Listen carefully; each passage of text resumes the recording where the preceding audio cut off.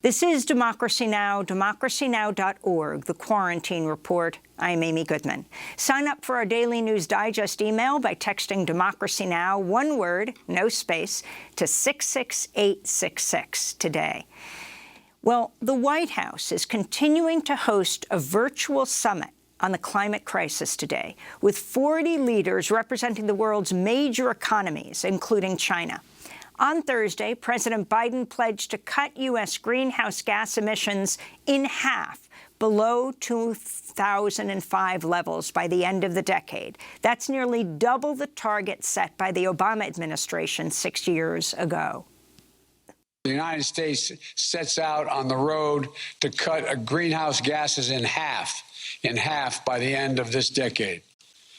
That's where we're headed as a nation. And that's what we can do if we take action to build an economy that's not only more prosperous, but healthier, fair, and cleaner for the entire planet. You know, these steps will set America on a path of net zero emissions economy by no later than 2050. We know just how critically important that is, because scientists tell us that this is the decisive decade. This is the decade we must make decisions that will avoid the worst consequences of the climate crisis. We must try to keep the Earth's temperature to an increase to 1.5 degrees Celsius. The European Union has pledged to cut carbon emissions by 55% compared to 1990 levels. Chinese President Xi Jinping repeated his pledge for China to cap emissions by 2030 and be carbon neutral by 2060. He also vowed to reduce China's dependence on coal. Despite the new commitments, environmental groups warn more action needs to be quickly taken. Greenpeace has called on Biden to reduce U.S. emissions by 70% by 2030 and to phase out fossil fuels. The climate summit continues today with a focus in part on the role of big business. Speakers include billionaires Mike Bloomberg and Bill Gates. We begin today's show with Kate Aronoff. She's a staff writer at The New Republic. Her new book is just out. It's titled Overheated: How Capitalism Broke the Planet and How We Fight Back. Can you respond to yesterday's and today's Earth Day summit of at least 40 world leaders called by President Biden, what he has set as goals for the U.S. and what others are setting for their own countries?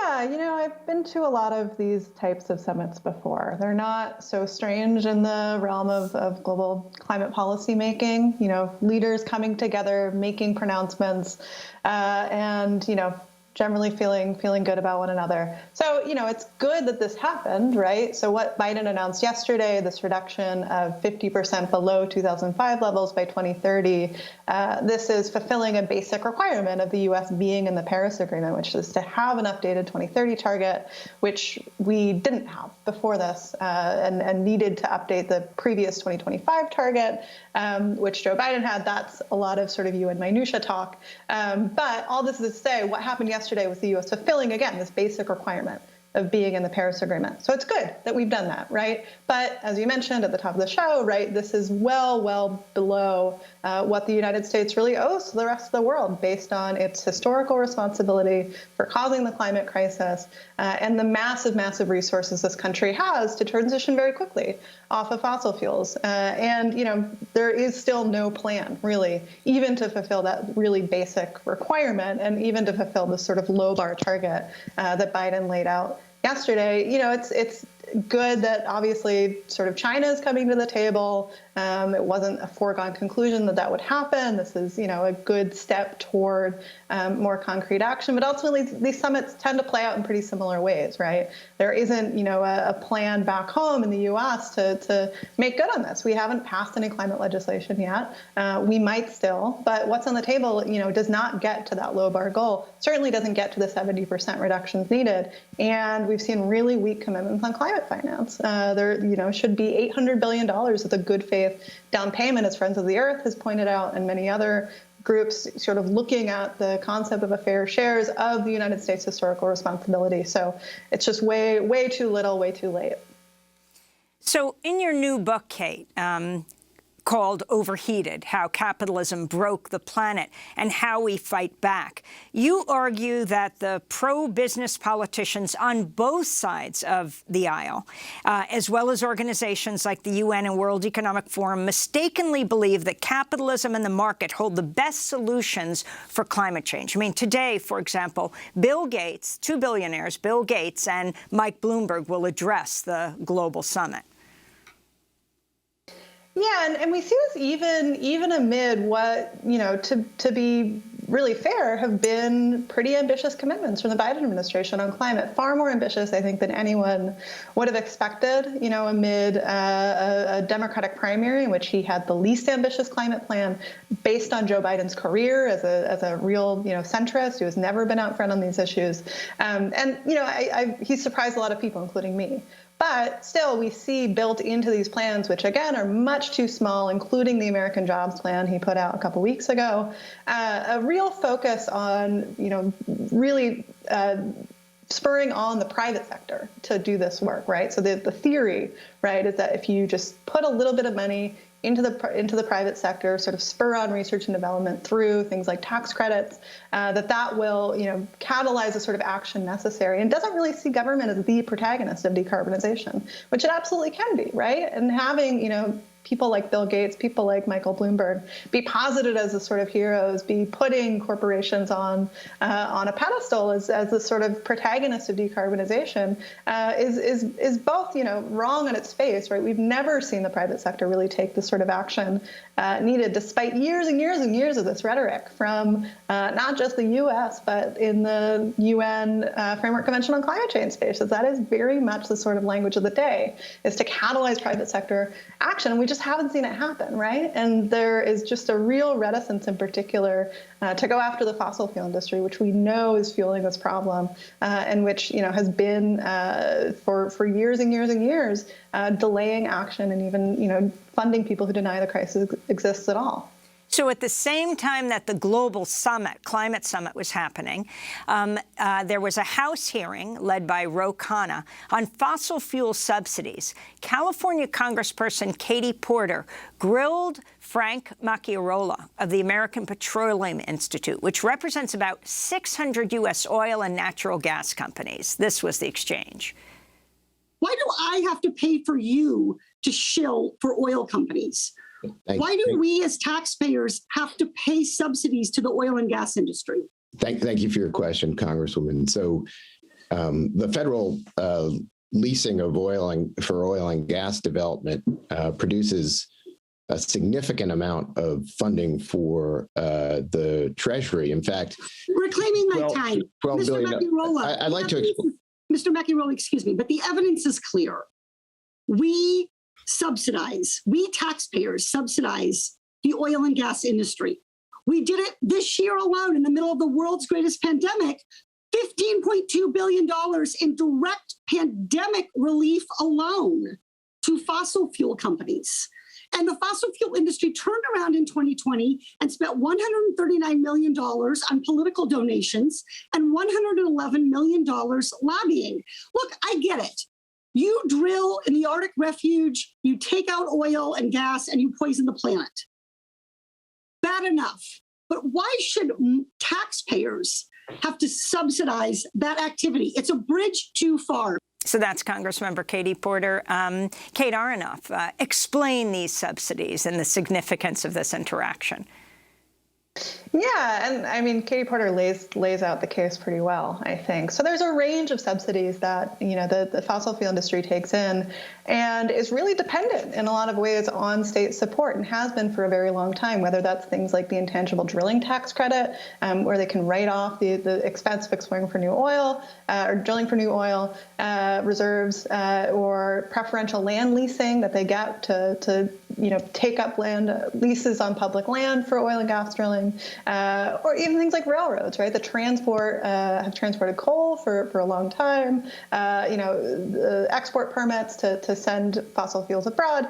There is not a fossil fuel industry in the United States without state support for the fossil fuel industry in the United States. Its profits are entirely dependent on a huge amount of state support. And, I think the industry likes to make the case that, well, this creates jobs. This is, a key part of our economy. And as Katie Porter pointed out, the fossil fuel industry got a lot of support for the pandemic, in particular through sort of emergency relief funding. And 77 oil and gas companies got $8.2 billion in support and laid off 16% of their workforce. The idea that these companies are job creators and are interested, in creating sort of a middle-class life for big parts of this country is just wrong, right? They are interested in union busting, as they have been historically. They're interested in firing as many people as possible to bring down production costs.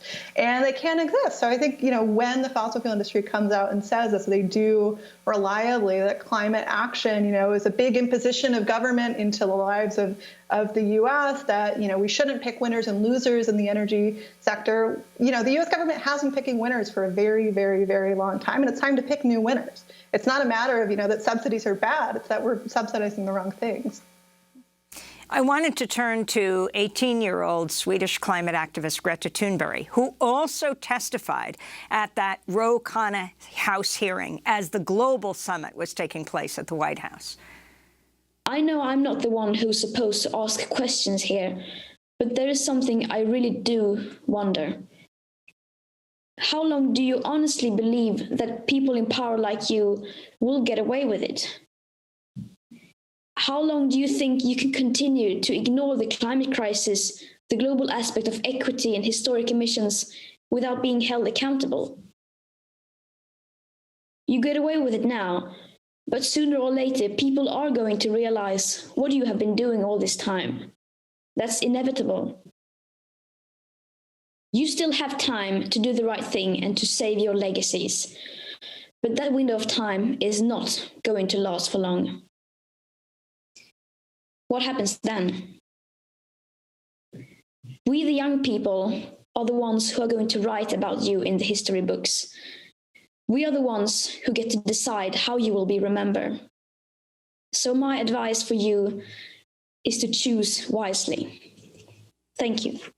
That's now 18-year-old Swedish climate activist Greta Thunberg testifying before the House Oversight Subcommittee on the Environment around the issue of the role of fossil fuel subsidies in preventing action on the climate crisis. Kate Aronoff, your final thoughts on your call for a nonviolent economy and other ways to transition to economy that you argue should not be centered around fossil fuels and other capitalist solutions to the climate emergency.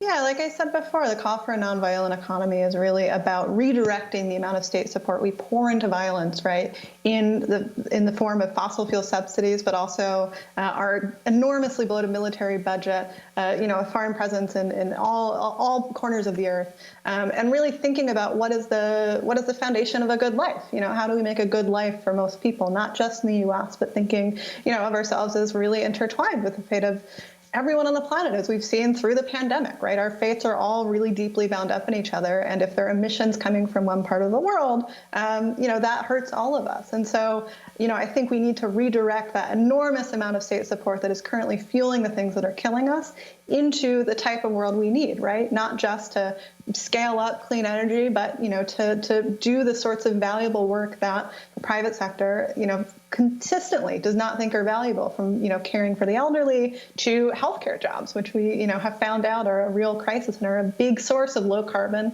often unionized work. So, I think it's really about reorienting our priorities and thinking about what goals we're chasing, which, to my mind, should be, to bring down carbon emissions as quickly as possible, create a managed, orderly decline of the fossil fuel industry, which puts workers first and allows them, a democratic say over what this transition looks like, and really to, make people's lives better in the short term, so that we can, really have the sorts of society we need that's, cleaner, but also more democratic, more abundant, and more leisurely. Kate Aronoff, I want to thank you for being with us, staff writer at The New Republic. Her new book, Overheated: How Capitalism Broke the Planet and How We Fight Back. We'll also link to your piece in the New York Times out on Earth Day. Biden is all about zero emissions, but who do you think has been fueling them?